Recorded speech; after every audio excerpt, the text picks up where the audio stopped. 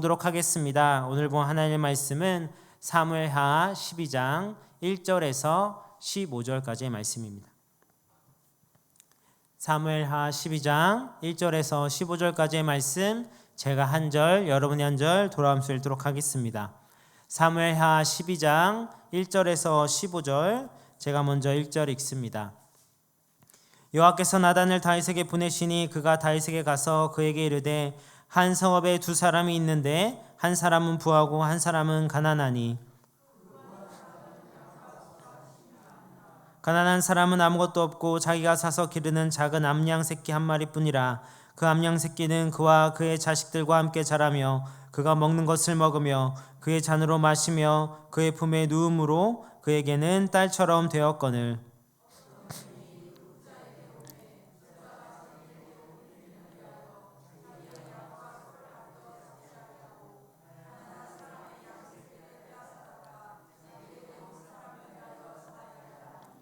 다윗이 그 사람으로 말미암아 노하여 나단에게 이르되 여호와의 살아계심을 두고 맹세하노니 이 일을 행한 그 사람은 마땅히 죽을 자라.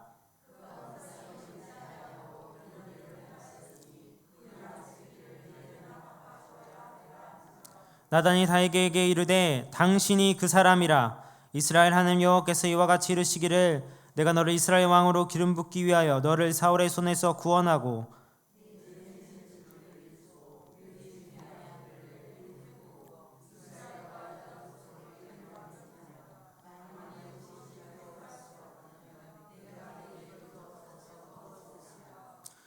그러한데 어찌하여 내가 여호와의 말씀을 업신여기고 나보기에 악을 행하느냐.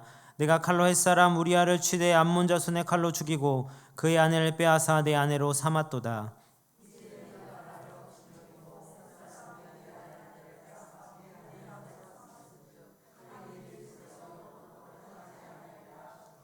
여호와께서 또 이와 같이 이르시기를 보라 내가 너와 내 집에 재앙을 일으키고 내가 내 눈앞에서 내 아내를 빼앗아 내 이웃들에게 주리니 그 사람들이 내 아내들과 더불어 백주에 동침하리라.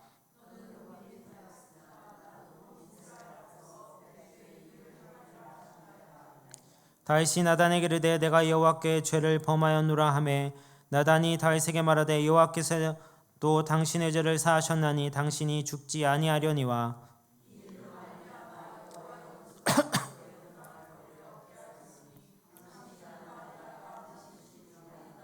다 같이 읽겠습니다. 나단이 자기 집으로 돌아가니라. 우리아의 아내가 다윗에게 낳은 아이를 여호와께서 주심에 심히 앓는지라. 아멘. 오늘 이 말씀 가지고 죄를 깨닫게 하시는 은혜라는 제목으로 함께 말씀을 나누겠습니다. 제가 이걸 새벽 기도 때 설교 때 했던 유머인데요. 천주교의 한 신부에게 고민이 있었습니다. 사람들이 고해성사를 할 때마다 자꾸 듣기 민망한 외도 이야기를 늘어놓는 것입니다. 지나치게 상세하게 묘사할 때면 신부는 듣는 것이 너무나도 고역이었습니다. 그래서 신자들에게 이렇게 타일렀습니다. 앞으로 고해성사를 할 때에는 이 외도에 관한 부분은 길게 설명하지 말고 그냥 넘어졌다라고 표현해라 라고 얘기를 했습니다. 그러면 내가 알아듣고 그렇게 하나님께 기도하겠다. 그런데 얼마 후에 그 신부가 다른 곳으로 인사이동을 하게 되었습니다. 신부는 다른 후임 신부가 왔을 때 모든 것을 인계했는데 문제는 이 고해성사 때 그 외도 고백 방법을 잃어버리고 미처 말하지 않았던 것입니다. 새 신부가 부인해서 이제 고해성사를 계속하게 되는데 신자들이 자꾸 넘어졌다고 하는 겁니다. 왜 자꾸 넘어졌다고 이야기하고 헷갈리기 시작했습니다. 근데 고해성사 거리도 아닌데 넘어진 게 잘못도 아닌데 자꾸 넘어졌다고 남자 여자 막론하고 그렇게 이야기를 하니까 이것은 도로에 큰 문제가 있는 거구나, 길에 큰 문제가 있는 거구나 라고 생각을 하고 마침 성당에 잘 나오는 그 시의 시장에게 찾아갔습니다. 그래서 시장님 제가 긴히 드릴 말씀이 있습니다. 그러니까 시장이 아니 무슨 일로 오셨습니까 신부님? 그랬더니 신부가 시장에게 도로를 좀 정비를 하셔야 할 것 같습니다. 시장이 도로 정비를 갑자기 왜 얘기하십니까? 그러니까 신자들이 자꾸 밤길에 넘어집니다. 이렇게 얘기를 하는 겁니다. 근데 시장은 그 말이 무슨 뜻인지를 알았기 때문에 피식 웃었습니다. 그러자 신부는 시장이 자기가 고민을 논의사항을 얘기했는데 그것을 받아들이지 않고 피식 웃자 조금 화가 났습니다. 그래서 시장님 빨리 좀 이 일을 처리해 주십시오 라고 이야기하자 시장은 너무 웃겨서 킥킥대고 앞에서 웃기 시작했습니다. 화를 참지 못한 신부가 냅다 이렇게 소리를 지었습니다. 시장님 이거 웃을 일이 아닙니다. 어젯밤에도 시장님 사모님이 2번이나 넘어졌단 말입니다 라고 이야기했다는 것입니다. 무슨 일인지 못 알아듣고 못 깨닫는 것만큼 불행한 일은 없는 것 같습니다. 그래서 성경도 시편 49편 20절에 깨닫지 못하는 사람은 멸망하는 짐승과도 같다라고 말씀합니다. 사람은 살아가면 누구나 실수합니다. 그리고 때로는 실수를 넘어 하나님 앞에 죄를 짓기도 합니다. 문제는 그 죄를 깨닫지 못할 때가 있다는 것입니다. 죄를 짓는 것도 무서운데 그보다 더 무서운 것은 죄를 짓고도 그게 죄인지 모르고 살아가는 것입니다. 그런데 너무나도 다행스러운 것은 하나님은 우리를 그런 상태로 그저 두지 않으신다는 것입니다. 사랑의 하나님은 우리를 버려두지 않으시고 어떤 방식으로든 우리의 죄를 깨닫게 하십니다. 오늘 본문 사무엘하 12장이 바로 그 놀라운 장면을 보여주고 있습니다. 이스라엘의 위대한 왕, 하나님 마음에 합한 사람이라고 불렸던 다윗이 무서운 죄를 짓습니다. 그의 충신 우리아의 아내를 범하고 그 죄를 감추기 위해서 그 충신을 죽게 만들었습니다. 왕이기에 감히 누구도 그를 책망할 수 없었고 다윗도 이미 죄책감보다는 죄를 잘 숨겼다는 안도감 속에 살고 있었습니다. 그런데 하나님은 침묵하지 않으셨습니다. 하나님은 선지자 나단을 보내서 다윗의 마음을 흔드셨고 비유를 통해 그가 저진 죄를 보게 하셨습니다. 그때 다윗은 비로소 자신의 죄를 깨닫고 내가 여호와께 범죄했다라고 고백합니다. 이 한마디는 다윗의 삶을 무너뜨린 고백이 아니라 그의 인생을 다시 세우는 회복의 시작이 되었습니다. 하나님은 오늘도 우리에게 나단과 같은 말씀을 보내십니다. 어떤 때는 말씀을 통해, 어떤 때는 사람을 통해, 혹은 마음속의 양심의 소리를 통해 우리의 죄를 깨닫게 하십니다. 그때 과연 우리는 어떤 반응을 보여야 하겠습니까? 변명하며 숨기겠습니까? 아니면 다윗처럼 회개의 자리로 나아가시겠습니까? 오늘 우리는 본문을 통해 그것을 함께 살펴보고자 합니다. 그렇다면 하나님이 우리의 죄를 깨닫게 하실 때 우리는 어떻게 해야 할까요? 첫째는 하나님이 주시는 회개의 기회를 붙잡아야 합니다. 하나님은 죄를 짓고 방황하는 인간을 내버려 두시는 법이 없습니다. 하나님은 반드시 죄를 깨닫고 돌아올 수 있도록 회개의 기회를 주십니다. 오늘 본문은 그 사실을 분명하게 보여주고 있습니다. 오늘 1절은 이렇게 시작합니다. 여호와께서 나단을 다윗에게 보내시니. 하나님께서는 나단을 보내셨습니다. 이 말은 다윗이 죄를 돌이키기를 바라신 하나님께서 주도적으로 사랑의 행동을 하셨다는 것입니다. 다윗이 하나님을 먼저 찾은 것이 아니라 하나님이 다윗을 먼저 찾으신 것입니다. 죄로 인해 하나님과의 관계가 끊어진 사람에게 하나님이 먼저 찾아오시는 것, 이것이 바로 회개의 시작인 것입니다. 하나님은 진노 중에도 긍휼을 잊지 않으시는 분이십니다. 죄를 징벌하고 심판하기 전에 먼저 반드시 회개의 기회를 주십니다. 왜냐하면 하나님은 심판보다는 회복을, 멸망보다는 생명을 원하시기 때문입니다. 그래서 다윗을 징계하시기 전에, 심판하기 전에 선지자 나단을 보내신 것입니다. 그리고 나단은 다윗 앞에 직접적인 책망을 하는 대신 지혜로운 비유를 사용합니다. 한 부자와 한 가난한 사람의 이야기였습니다. 부자는 양과 소가 많았지만 가난한 사람은 단 하나의 어린 암양만을 키우고 있었습니다. 그 양을 마치 딸처럼 품에 안고 사랑했던 존재였습니다. 그런데 부자가 자기 것을 아까워하여 그 가난한 사람의 양을 빼앗아 나그네를 대접합니다. 이 이야기를 들었을 때 다윗은 의분을 터뜨립니다. 그래서 5절에 그 사람은 마땅히 죽을 자라라며 화를 냅니다. 그는 정의감에 불타며 마치 의로운 재판관처럼 분노합니다. 하지만 바로 그때 나단이 하나님의 음성을 전합니다. 당신이 그 사람이라. 이 한마디가 다윗의 가슴을 꿰뚫습니다. 하나님은 나단의 입술을 통해 다윗의 죄를 밝히 드러내십니다. 나단은 단순히 인간의 잘못을 지적한 것이 아니라 하나님 앞에 죄가 무엇인지를 깨닫게 하는 도구가 되었습니다. 다윗은 이때까지 보지 못했던 자신의 실체와 죄의 민낯을 보게 된 것입니다. 하나님은 죄를 덮지 않으십니다. 그러나 죄인을 회개시키기 위해 끝까지 찾아오시며 기회를 주십니다. 왕의 권력도 체면도 은폐도 하나님 앞에는 아무런 소용이 없습니다. 하나님은 다윗 마음 깊은 곳까지 비추시며 그를 깨닫게 하셨습니다. 이것이 바로 하나님의 사랑의 책망인 것입니다. 우리 역시도 마찬가지입니다.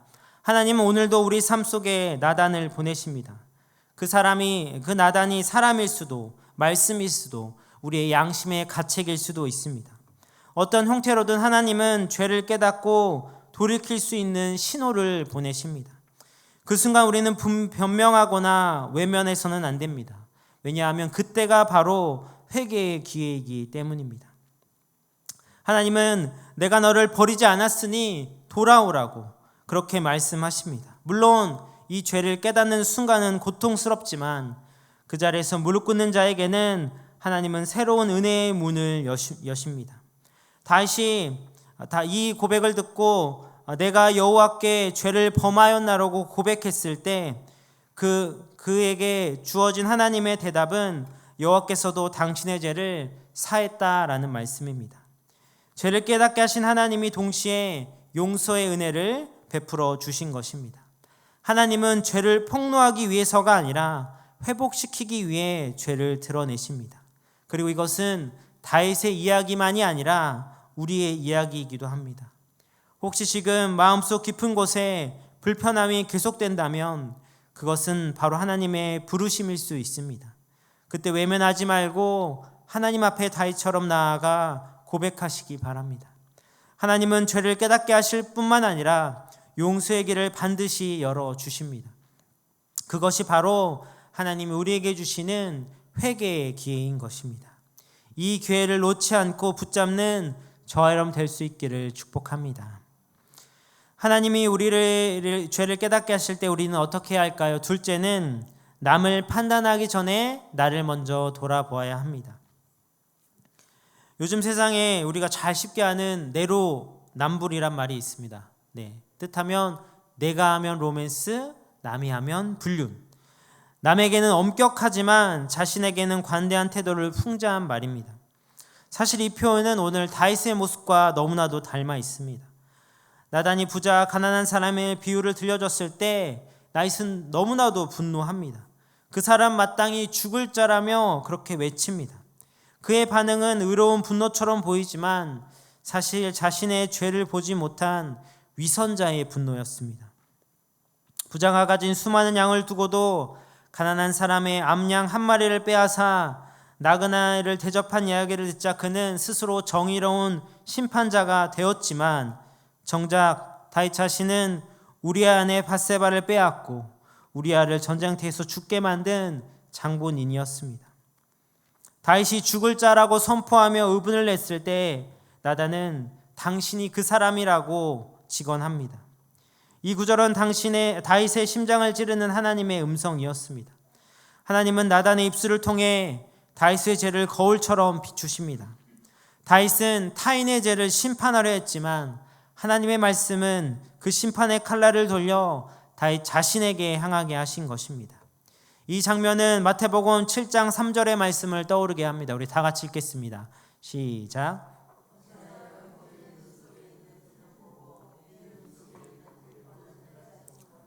아멘. 우리 인간은 본능적으로 남의 잘못엔 민감하고 자기 죄에는 둔감합니다. 자기중심적인 마음이 그렇게 만듭니다.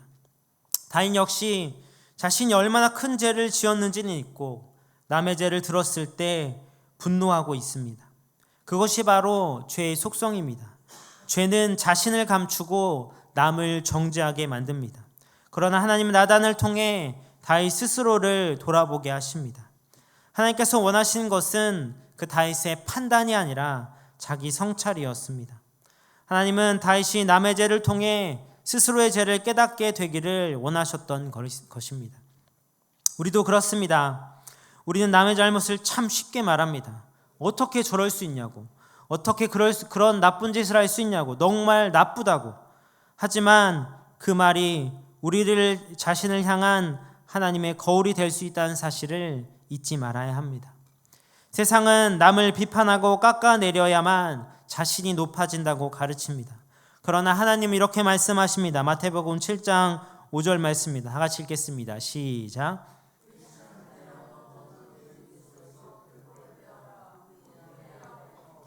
형제의 눈 속에서 티를 빼리라. 아멘.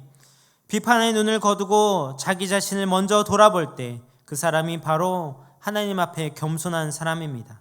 남을 정죄하는 마음은 영적 교만에서 나오지만 자신을 돌아보는 마음은 은혜를 아는 그 마음에서 나오기 때문입니다. 우리의 삶에도 이런 경우가 많습니다. 누군가의 말이나 행동에 불쾌하게 느껴질 때 그 순간이 바로 당신이 그 사람이라는 하나님의 음성이 될 수 있습니다. 그때 왜 저래 라며 비난하기 전에 혹시 나도 그런 모습이 있지 않는가 자신을 돌아보는 태도가 필요하다는 것입니다. 어느 한 신학자가 이렇게 말했습니다. 죄를 깊이 아는 사람만이 타인의 연약함을 품을 수 있다. 다윗은 자신의 죄를 깨닫기 전까진 누구보다도 날카로운 판단자였습니다. 그러나 회개한 이후에는 다윗은 누구보다 긍휼한 사람이 되었습니다. 시편 51편에 그는 이렇게 고백합니다. 하나님께서 구하시는 제사는 상한 심령이라. 상한 심령을 본 사람만이 다른 사람의 상처를 이해할 수 있습니다. 하나님, 우리가 남을 정죄하기보다 나 자신을 돌아보는 겸손의 은혜를 구하기를 원하십니다. 쉽게 말하면 입장 바꿔 생각하기입니다. 입장을 바꿔 생각해봐. 내가 지금 나라면 웃을 수 있겠니라는 노래 가사처럼 우리가 타인의 입장을 생각할 때 비판 대신 공감을, 정죄 대신 사랑이 나올 수 있습니다. 하나님은 우리가 다른 사람의 죄를 심판하는 자리보다 자기 자신을 돌아보는 자리에 서기를 원하십니다. 그리고 비로소 그곳에서 회개의 은혜가 시작되고 그때부터 우리는 남을 판단하는 자가 아니라 하나님의 긍휼을 전하는 자로 살아가게 되는 것입니다. 혹시 지금 마음속에 누군가를 비판하는 생각이 있다면 그때 이렇게 물어보시기 바랍니다. 내 안에는 그런 모습이 없을까? 이 질문이 바로 다윗에게 들려온 당신이 그 사람이라 라는 하나님의 음성입니다. 그 음성 앞에 자신을 돌아볼 때 우리는 남을 정죄하는 자리에서 벗어나 하나님 앞에 바로 서는 은혜의 자리로 나아갈 수 있습니다. 남이 아닌 자신을 돌아보는 겸손하게 하나님의 은혜를 구하는 자리로 설 수 있는 저와 여러분 되시기를 축복합니다. 마지막으로 하나님이 우리의 죄를 깨닫게 하실 때 우리는 어떻게 할까요? 셋째는 죄를 깨달았을 때 즉시 회개해야 합니다. 여러분, 누군가 자신의 잘못을 지적할 때 어떻게 반응하십니까? 아닌데요? 억울하게도 아니에요. 저는 억울해요. 라고 이렇게 부정하십니까? 아니면 제가 잘못했습니다. 라고 겸손히 인정하십니까? 대부분의 사람들은 본능적으로 자신을 변호합니다. 자존심이 상하고 부끄럽기 때문입니다. 그래서 아닌데 라는 말을 먼저, 기억나지 않는다는 말로써 상황을 모멍하려고 합니다. 그런데 그것은 인간의 죄성을 드러나는 아주 자연스러운 반응입니다. 창세기 3장 아담과 하와도 똑같았습니다. 아담은 하나님께서 주신 여자 때문에 먹었습니다라고 해명했고 하와는 뱀이 나를 깨어 먹게 했다라며 책임을 돌렸습니다. 죄의 본질은 은폐와 회피입니다. 그러나 하나님께서 원하시는 것은 즉각적인 회개입니다. 다윗은 나단의 책망을 들었을 때 변명하지 않았습니다. 그는 왕이었기 때문에 한마디 명령으로 나단을 처형할 수도 이 사건을 은폐하고 덮을 수 있었습니다. 하지만 다윗은 권력을 이용해 도망치지 않았습니다. 오히려 고개를 숙이고 이렇게 고백합니다. 내가 여호와께 죄를 범하였노라. 히브리 원문에서 죄를 범하였노라 라는 단어는 단순히 잘못했습니다가 아니라 내가 하나님의 뜻을 어기고 관계를 깨뜨렸습니다 라는 관계적인 고백입니다. 다윗은 단지 법을 어겼다라는 것이 아니라 하나님과의 관계를 끊어버린 것을 인정한 것입니다. 이것이 진정한 회개의 시작입니다. 회개는 죄책감이나 감정의 후회가 아니라 하나님 앞에 자신의 죄를 인정하고 방향을 돌이키는 행위입니다. 그래서 다윗은 사람이 아니라 여호와께 내가 죄를 범했노라 라고 고백합니다. 사람을 시선을 의식하지 않고 하나님의 얼굴을 바라보고 고백한 것입니다. 그리고 이 짧은 고백 한마디는 그의 영적 운명을 바꾸었습니다. 나단 선지자는 즉시 선언합니다. 여호와께서도 내 죄를 사하셨나니 내가 죽지 아니하리라. 여기서 우리는 놀라운 은혜를 발견할 수 있습니다. 바로 하나님의 용서가 정말 빠르시다는 겁니다. 죄를 깨닫고 진심으로 회개하는 자에게는 하나님이 즉시 은혜를 베푸신다는 것입니다. 하나님 우리가 죄의 늪에 오래 머물러 있기 원치 않으십니다. 회개하는 순간 곧바로 용서와 회복의 문을 여십니다. 이것은 다윗이 지은 시편 51편에 이렇게 기록합니다. 하나님이여 주의 인자를 따라 내게 은혜를 베푸시며 주의 많은 긍휼을 따라 내 죄악을 지워주셔서 주의 구원의 즐거움을 내게 회복시켜 주시고 자원한 심령을 주사 나를 붙들어 주셔서라고 고백합니다. 다윗은 자신의 죄가 하나님과의 관계를 무너뜨렸음을 알고 눈물로 금식으로 마음으로 회개했습니다. 그는 단지 용서를 구하는 데 그치지 않고 다시는 그 죄를 반복하지 않겠다는 결단과 삶의 변화를 보여주었습니다. 이것이 바로 참된 회개입니다. 회개를 헬라어로는 메타노이아라고 하는데 이것은 생각과 방향을 완전히 전환한다는 뜻을 말합니다. 단지 미안함이 아니라 인생의 방향을 하나님께로 돌린다는 것입니다. 반면 회개를 미루거나 숨기면 어떻게 될까요? 죄는 숨긴다고 사라지지 않습니다. 오히려 덮을수록 더 깊이 썩고 더 큰 죄를 낳습니다. 다윗도 시편 32편에 이렇게 고백합니다. 내가 입을 열지 아니할 때 종일 신음함으로 내 뼈가 새었도다. 죄를 숨길 때 그의 몸은 마르고 마음은 병들었다라고 고백합니다. 그러나 그가 죄를 고백했을 때 하나님의 용서가 임했습니다. 그럴 때 그는 5절에 이렇게 고백합니다. 내가 이르기를 내 허물을 여호와께 자복하리라 하고 주께 내 죄를 아뢰고 내 죄악을 숨기지 아니하였더니 곧 주께서 내 죄악을 사하셨나이다. 죄를 고백할 때 그 죄는 사라지고 숨길 때 자라나게 됩니다. 그러므로 우리가 회개를 미루고 회개를 덮어놓는다는 것은 우리의 고통을 연장하는 일일 뿐인 것입니다. 하나님 우리가 고백하자마자 즉시 용서하십니다. 다윗의 회개는 왕의 체면을 내려놓는 결단이었습니다. 그는 자기의 죄가 백성에게 드러나 조롱받을 것을 알았지만 하나님 앞에 정직하기로 선택했습니다. 결국 하나님은 그를 다시 일으켜 세우시고 그의 인생에서 가장 영광스러운 것들을 시편에 기록하게 하셨습니다. 우리도 연약하여 죄에 빠질 수 있습니다. 그러나 하나님은 넘어짐보다 돌이킴을 보십니다. 죄를 짓지 않는 사람은 없지만 죄를 깨달았을 때 즉시 회개하는 사람을 하나님은 분명 사랑하십니다.